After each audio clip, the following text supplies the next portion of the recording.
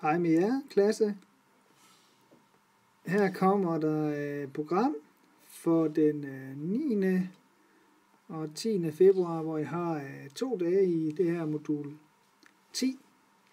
Og om mandagen har I fjern, og jeg ved, at Inger har sat jer til at skulle arbejde med produkter og smittemodeller og forløb til jeres aktivitetsrygsæk. Og det klarer I fuldstændig uden problemer.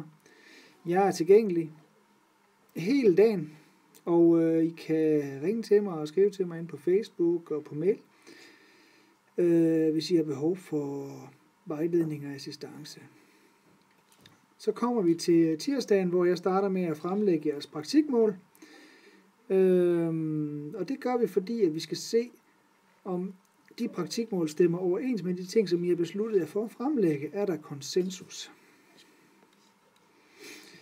I kommer til at blive delt ind i grupper, efter at jeg har fremlagt min oplæg, som er om praktikmål.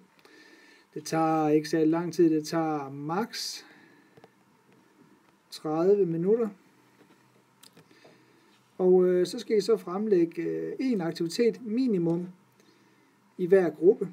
Og det er de grupper, som Anja delte jer ind i mandags. Vi har multisalen, vi har den lille sal, vi har værksted 2, og så har vi klasselokalet også. En af mine opgaver for den her dag, det er, at jeg skal have lavet en tidsplan.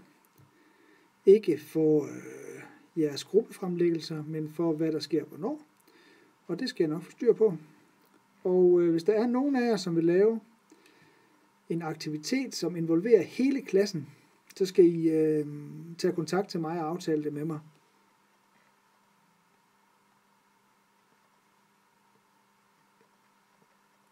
Vi ses.